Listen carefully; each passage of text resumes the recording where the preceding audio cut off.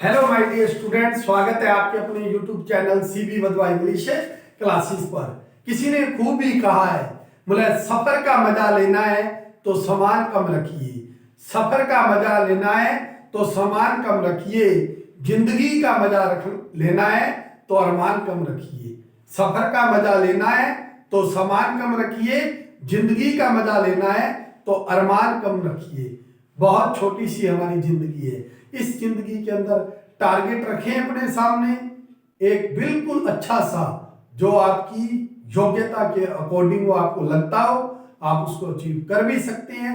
आपकी हॉबी, आपके इंटरेस्ट, आपके एप्टीट्यूड के अकॉर्डिंग आप अपनी नॉलेज को सेटअप कीजिए और आप कीजिए कि मुझे ये टारगेट अचीव करना है, और आप देखिए तुरंत कैसे आप अपने टारगेट पर पहुंच जाते हैं। इसी तरह से हमारा टॉपिक जो कॉन्टिन्यू इंग्लिश ग्रामर के बारे में चल रहा है, द प्रेपोजिशंस के बारे में। प्रेपोजिशन हमने it, at, on, of, in, for, from, different types की प्रेपोजिशंस के बारे में हमने पढ़ा। आज हम कुछ ऐसी प्रेपोजिशन के बारे में पढ़ने जा रहे हैं जिनको अजीब तरीके से स्टूडेंट सोचते हैं, उनके बारे में, करने के बारे में। जैसे कि हम यहाँ पर वर्ड एक यूज कर रहे हैं अराउंड। कौन सा वर्ड यूज कर रहे हैं? अराउंड। तो स्टूडेंट अराउंड और राउंड दोनों का मीनिंग अक्सर क्या मानते हैं कि राउंड और अराउंड दोनों का मीनिंग क्या मानते हैं? चारों ओर। क्या मानते हैं? चारों ओर। तो मैं भी ये नहीं कहूंगा कि वो गलत सोचते हैं, बिल्कुल अराउंड और राउंड चारों, लेकिन हमें इनके अंदर डिफरेंस ढूंढना है कि कैसे अराउंड और राउंड का यूज होता है। यहां पर हम अपने एक एग्जाम्पल के माध्यम से हम चलेंगे। एग्जाम्पल से आपको क्लियर करेंगे कि किस तरह से दो सेंटेंस यहां पर मैं लिखूंगा जिनसे आपको अपने आप ही सिलेक्शन हो जाएगा कि किसका यूज करना है। यहां पर there were sitting dash the garden. Next है the earth moves. The earth moves dash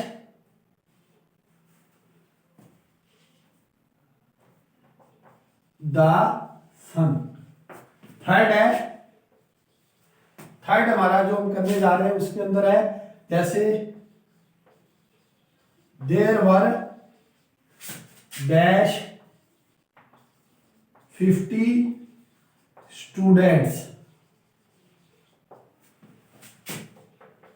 in the class।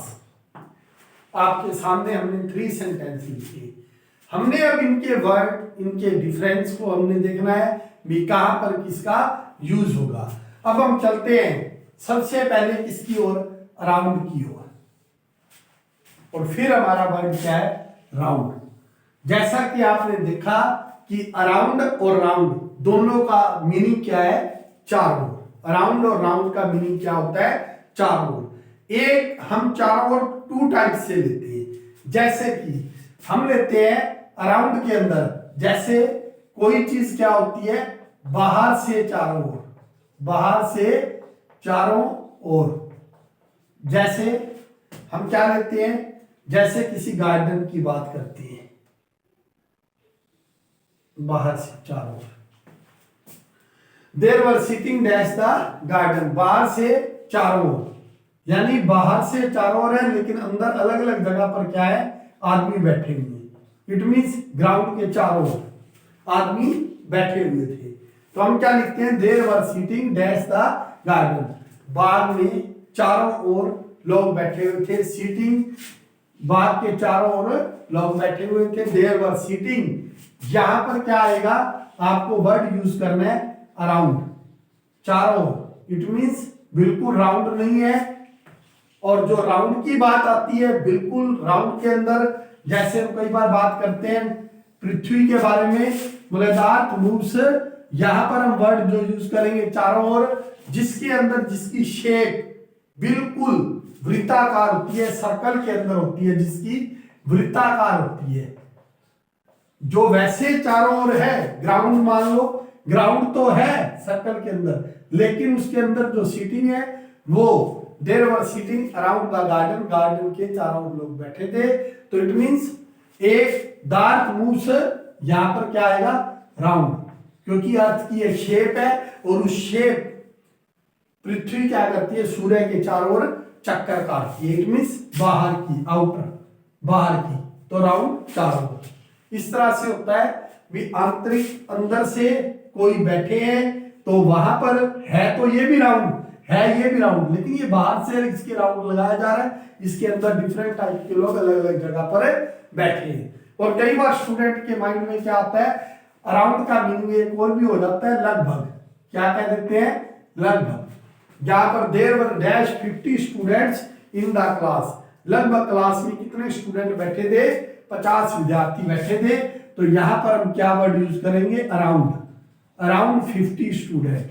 तो इस तरह से राउंड और अराउंड, राउंड का मैंने आपको पहले बता दिया, जिसके अंदर एक शेप होती है, सर्कल के अंदर होती है, वृत्ताकार होती है, उसके चारों ओर कोई भी चीज हो तो हम उसको क्या कहेंगे, उसके लिए हम यूज करेंगे राउंड। और बाकी दोनों ही सेंटेंस के अंदर हम किस वर्ड का यूज करेंगे, अराउंड का यूज करेंगे। इसी टाइप से प्रेपोजिशन में हम दो वर्ड और लेते हैं।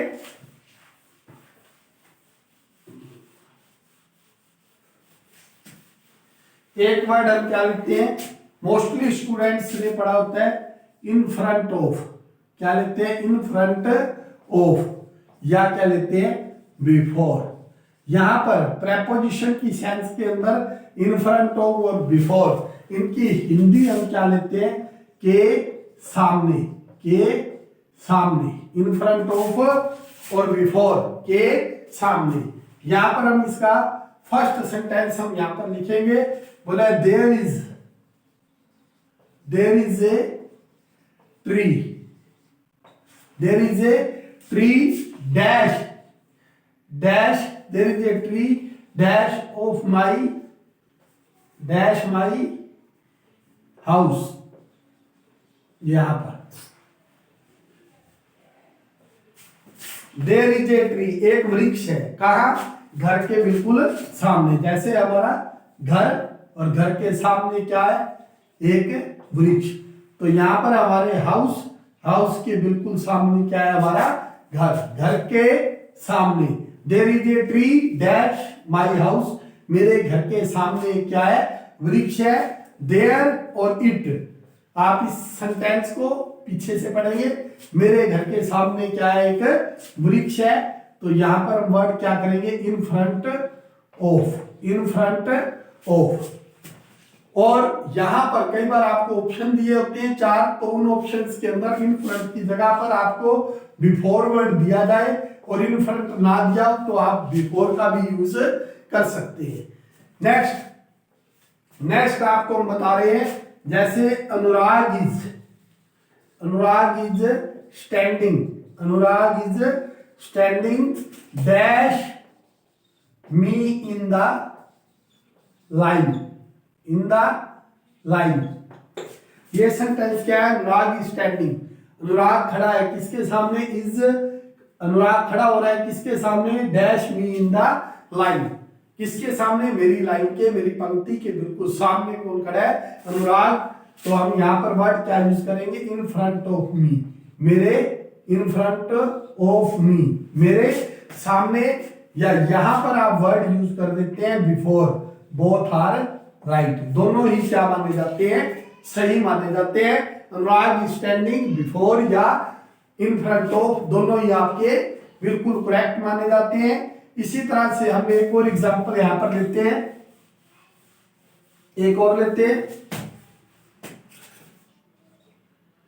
यहां पर एग्जांपल लेते हैं, Shiva temple, Shiva temple is dash my house.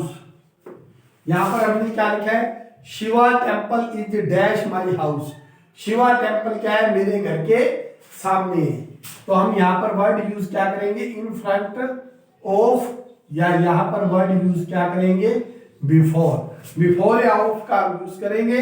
Shiva temple is in front of my house Shiva temple मेरे घर के सामने है। तो मैं आपको पहले बता दूं, इन फ्रंट ऑफ जहां ऑप्शन ना जाओ वहां पर बिफोर को राइट किया जाता है। आपने ध्यान रखना है, इन फ्रंट ऑफ बिफोर के सामने आपका यूज होता है। इस तरह से आपने इसको अच्छे ढंग से रिवाइज करना है और कंटिन्यू आपको आगे आने वाली प्रेपोजिशन करवाते रहेंगे और आप एंजॉय कीजिए सीबी वधवा इंग्लिश क्लासेस पर और आप आपस के अंदर इसे शेयर भी करते रहें और कंटिन्यू एंजॉय करें। Thank you.